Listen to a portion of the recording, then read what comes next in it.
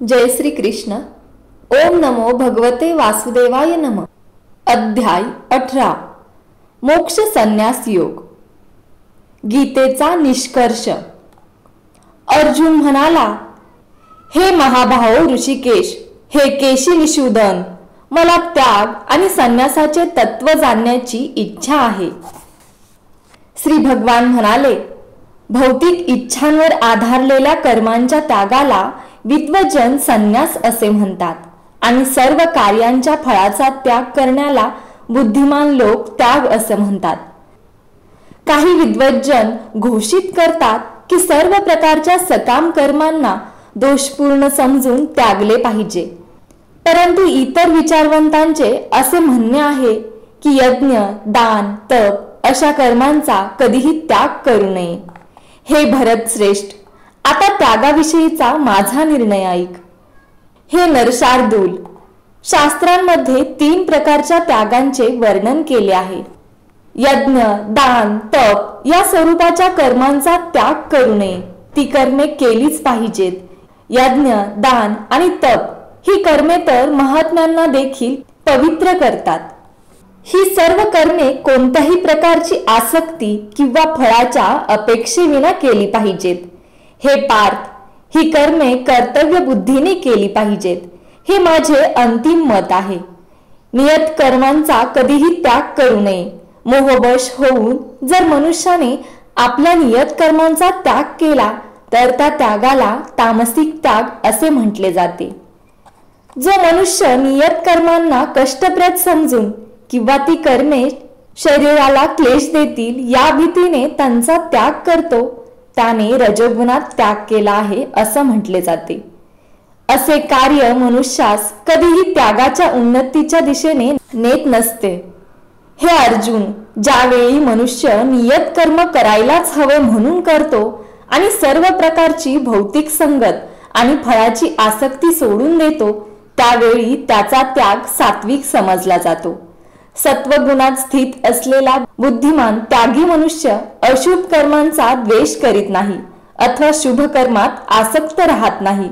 अशा बुद्धिमान त्यागी मनुष्याला कर्माचरणाविषयी काहीच संशय नसतात. देहधारी जीवांना सर्व कर्मांचा त्याग करणे खरोखर शक्य नाही. यास्तव जो कर्मफळाचा त्याग करतो तोच खरा त्यागी होय. जो त्यागी नाही त्याला मृत्यूनंतर इष्ट, अनिष्ट तथा मिश्र असे 3 प्रकारचे कर्मफळ प्राप्त होते.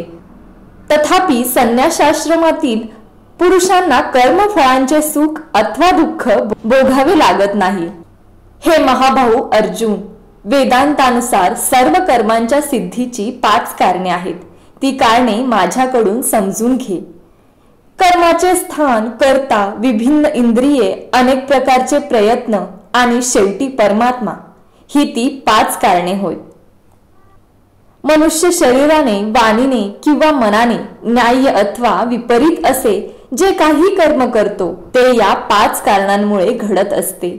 म्हणून जो मनुष्य या 5 कारणांचा विचार न करता स्वतःलाच एकमेव कर्ता मानतो तो खचितच मूर्ख आहे आणि तो गोष्टींना यथार्थ रूपात पाहू शकत नाही. जो मिथ्या अहंकाराने प्रेरित नाही आणि ज्याची बुद्धी बंधनात सापडलेली नाही, तो जगातील मनुष्यांना मारून देखील मारेकरी होत नाही. तसेच तो आपल्या कर्मांनी बांधलाही जात नाही. ज्ञान, नेय आणि ज्ञाता ही 3 कर्माला प्रेरणा देणारी कारणे होत. इंद्रिये, कर्म आणि कर्ता हे 3 प्रकारचे घटक आहेत. प्रकृतीच्या 3 गुणांना अनुसरून ज्ञान, कर्म आणि कर्ता यांचे 3 प्रकार आहेत. ते प्रकार आता माझ्याकडून ऐक. ज्या ज्ञानामुळे अनंत रूपात विभाजित असलेल्या सर्व जीवांमध्ये एकच अविभक्त आध्यात्मिक स्वभाव दिसून येतो, त्या ज्ञानाला तू सात्विक समज. ज्या ज्ञानामुळे एखादा मनुष्य विभिन्न शरीरात भिन्न भिन्न प्रकारचा जीव पाहतो ते ज्ञान राजस होय असे जाण. ज्या अत्यल्प आणि तुच्छ ज्ञानामुळे मनुष्य सत्य न जाणता एकाच प्रकारच्या कार्यात सर्वस्व समजून त्यावर आसक्त होतो ते ज्ञान तमोगुणी होय. जे कर्म नेमलेले आहे आणि आसक्तीविना केले जाते, जे राग द्वेष न ठेवता आणि फळप्राप्तीच्या इच्छेविना केले जाते त्या कर्माला सात्विक कर्म असं म्हणतात. परंतु फलाशेची इच्छा धरणाऱ्या मनुष्याकडून मोठ्या प्रयासाने जे कर्म केले जाते आणि जे मिथ्या अहंकारयुक्त बुद्धीने केले जाते ते रजोगुणी कर्म होय. जे कर्म मोहाने शास्त्रोक्त आदेशांची अवहेलना करून आणि भावी बंधनांचा विचार न करता किंवा हिंसा अथवा दुसऱ्यांना क्लेश देण्याकरता केले जाते त्या कर्माला तामसिक कर्म म्हणतात. जो मनुष्य प्राकृतिक गुणांचा संग न करता मिथ्या अहंकाराविना निश्चयाने आणि उत्साहाने यश अपयशामुळे विचलित न होता आपले कर्म करतो त्याला सात्विक कर्ता असे म्हटले जाते. जो कर्ता कर्म आणि कर्मफळांप्रती आसक्त होऊन फळे भोगू इच्छितो आणि जो लोभी, ईर्षाळू, अपवित्र तथा सुखदुःखांमुळे विचलित होणारा असतो त्याला रजोगुणी कर्ता म्हटले जाते. जो कर्ता नेहमी शास्त्रांविरुद्ध कर्म करतो, जो भौतिकवादी, हट्टी, कपटी, दुसऱ्यांचा अपमान करण्यात चतुर असतो आणि जो आळशी, सदैव खिन्न आणि काम करताना चालढकल करणारा असतो त्याला तमोगुणी कर्ता असे म्हटले जाते. हे धनंजय, प्रकृतीच्या 3 गुणांनुसार होणारे बुद्धी आणि निश्चय यांचे निरनिराळ्या प्रकारचे भेद आता मी तुला सविस्तरपणे सांगतो ते ऐक. हे पार्थ, ज्या बुद्धीद्वारे मनुष्य प्रवृत्ती आणि निवृत्ती, कार्य आणि अकार्य, भय आणि निर्भयत्व, बंधन आणि मोक्ष यांना जाणतो ती सात्विक बुद्धी होय.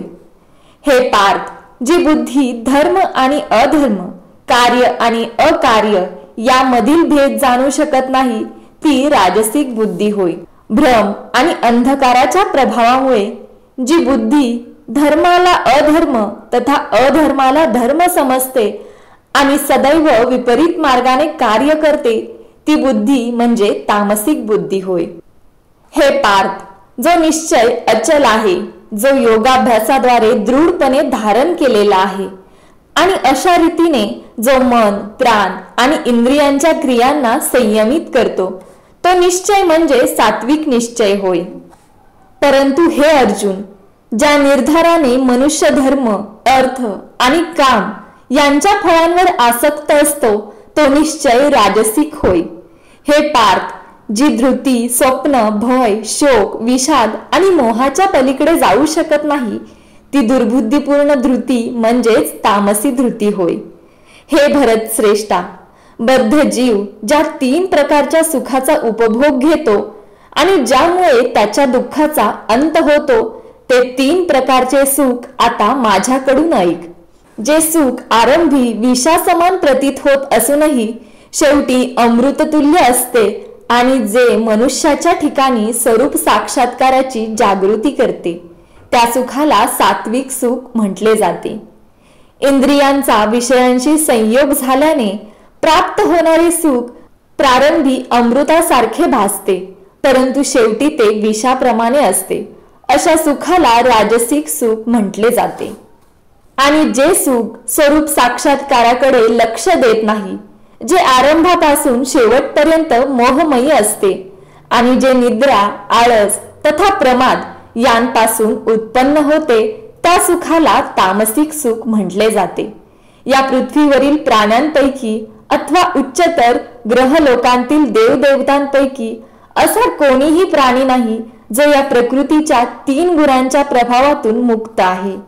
हे परंतप, ब्राह्मण, क्षत्रिय, वैश्य आणि शूद्र यांचे वर्गीकरण हे त्यांच्या त्रिगुणजनित स्वभावाद्वारे प्रकट झालेल्या लक्षणांनुसार केलेले आहे.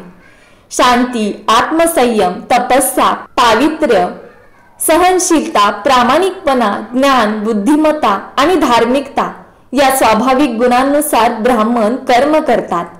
शौर्य, तेज, निर्धार, दक्षता, युद्धांमध्ये धैर्य, औदार्य आणि नेतृत्व या स्वाभाविक गुणांनुसार क्षत्रिय कर्म करतात. कृषी, गोरक्षा आणि व्यापार हे वैश्यांचे स्वभावजन्य कर्म आहे आणि श्रम तथा इतरांची सेवा करणे हे शूद्रांचे कर्म आहे. आपापल्या कर्माच्या गुणांचे पालन करून प्रत्येक मनुष्य सिद्धी प्राप्त करू शकतो. हे कसे शक्य होते याविषयी आता माझ्याकडून ऐक. सर्व जीवांचा उद्गम आणि सर्व व्यापी असणाऱ्या भगवंताची पूजा करून मनुष्य आपल्या स्वकर्मांद्वारे सिद्धी प्राप्त करू शकतो. मनुष्याने स्वतःला प्राप्त झालेले कर्म सदोष रीतीने करणे हे परक्याचे कर्म स्वीकारून ते पूर्ण रीतीने करण्यापेक्षा अधिक श्रेयस्कर आहे. मनुष्याच्या स्वभावाला अनुसरून सांगण्यात आलेले कर्म कधीच पापाने प्रभावित होत नाही. ज्याप्रमाणे धुराने अग्नी आच्छादित झालेला असतो त्याप्रमाणे सर्व प्रयत्न कोणत्या ना कोणत्या दोषाने व्यापलेले असतात. म्हणून हे क्रोंतेया, मनुष्याने आपल्या स्वभावापासून उत्पन्न झालेले कर्म जरी दोषयुक्त असले तरी त्या कर्माचा त्याग करू नये. जो आत्मसंयमी अनासक्त आहे आणि सर्व प्राकृत भोगांना तुच्छ लेखतो तो संन्यासाद्वारे कर्मबंधनातून मुक्तता देणारी परमोच्च परिपूर्ण अवस्था प्राप्त करतो. हे क्रोंतेया, ज्या मनुष्याने या सिद्धीची प्राप्ती केली आहे तो सर्वोच्च ज्ञानाची परम सिद्धावस्था अर्थात ब्रह्मावस्था कशा पद्धतीने प्राप्त करू शकतो ते माझ्याकडून जाण. याचे आता मी तुला संक्षेपाने वर्णन करून सांगतो. आपल्या बुद्धीद्वारे पूर्णपणे शुद्ध होऊन आणि निश्चयाने मनोनिग्रह करून इंद्रिय तृप्तीच्या विषयांचा त्याग करून आणि आसक्ती तथा द्वेष यातून मुक्त होऊन जो मनुष्य एकांत स्थळी राहतो, जो अत्यल्प आहार सेवन करतो, जो आपली काया वाचा आणि मन संयमित करतो, जो सदैव समाधिस्थ आणि अनासक्त असतो, जो मिथ्या अहंकार, मिथ्या बळ, गर्व, काम, क्रोध आणि भौतिक गोष्टींचा स्वीकार इत्यादी गोष्टींपासून मुक्त असतो, जो ममत्वरहित आणि शांत असतो, तो आत्मसाक्षात्काराच्या स्वराप्रत निश्चितच प्रगत असतो. याप्रमाणे ब्रह्मभूत अवस्था प्राप्त झालेल्या मनुष्याला तत्काळ परब्रह्माचा साक्षात्कार होतो आणि तो पूर्णपणे आनंदी होतो. तो कधीही शोक करीत नाही आणि कशाची आकांक्षाही करीत नाही. तो सर्व प्राणीमात्रांच्या ठिकाणी समभाव ठेवतो. अशा अवस्थेमध्ये त्याला माझ्या विशुद्ध भक्तीची प्राप्ती होते. मनुष्य मला माझ्या पुरुषोत्तम भगवान या यथार्थ स्वरूपात केवळ भक्तिमय सेवेद्वारे जाणू शकतो. अशा भक्तीद्वारे तो जेव्हा माझ्या भावनेने पूर्णपणे युक्त होतो तेव्हा तो भगवत धामात प्रवेश करू शकतो. माझा शुद्ध भक्त जरी सर्व प्रकारची कर्मे करीत असला तरी माझ्या आश्रयाखाली माझ्या कृपेने त्याला शाश्वत आणि अविनाशी धामाची प्राप्ती होते. सर्व कर्मांमध्ये माझाच आश्रय घे आणि सदैव माझ्या संरक्षणाखाली कर्म कर. अशी भक्तिमय सेवा करीत पूर्णता माझ्या भावनेने युक्त हो. जर तू माझ्या भावनेने युक्त झालास तर माझ्या कृपेने तू बद्ध जीवनातील सर्व संकटे पार करशील. यथापि जर तू अशा भावनेमध्ये कर्म न करता आणि अहंकाराने माझे न ऐकता कर्म केलेस तर नाश पावशील. जर तू माझ्या निर्देशानुसार कर्म केले नाहीस आणि युद्ध केले नाहीस तर तू मार्गभ्रष्ट होशील. तुझा स्वभावच तुला युद्धात भाग घेण्यास प्रवृत्त करील. मोहवश होऊन माझ्या आज्ञेनुसार कर्म करण्याचे आता तू नाकारीत आहेस. परंतु हे क्रोंतेया, तुझ्या स्वभावजन्य कर्मामुळे तू तेच कार्य करशील. हे अर्जुन, परमेश्वर प्रत्येक जीवाच्या हृदयात स्थित आहे आणि तो सर्व जीवांचे भ्रमण निर्देशित करीत आहे. हे सर्व जीव मायेने बनवलेल्या यंत्रांवर आरूढ आहेत. हे भारता, पूर्णपणे त्या परमेश्वराला शरण जा. त्याच्या कृपेने तुला दिव्य शांती आणि सनातन परमधामाची प्राप्ती होईल. याप्रमाणे मी तुला अत्याधिक गृह्य ज्ञान सांगितले आहे. याचा पूर्ण विचार कर आणि तुझ्या इच्छेस जे येईल ते कर. तू माझा अतिशय प्रिय सखा असल्यामुळे मी तुला सर्व ज्ञानामधील अत्याधिक गृह्यतर असे परमश्रेष्ठ वचन पुन्हा सांगतो. तुझ्या हितार्थ असलेले हे परम गोपनीय ज्ञान आता माझ्याकडून ऐक. सदैव माझे चिंतन कर, माझा भक्त हो, माझे पूजन कर आणि मलाच नमस्कार कर. याप्रमाणे निश्चितपणे तू मला प्राप्त होशील. मी तुला हे प्रतिज्ञेने सांगतो, कारण तू माझा अत्यंत प्रिय सखा आहेस. सर्व प्रकारच्या धर्मांचा त्याग करून केवळ मलाच शरण ये. मी तुला सर्व पापांपासून मुक्त करीन. तू भयभीत होऊ नकोस.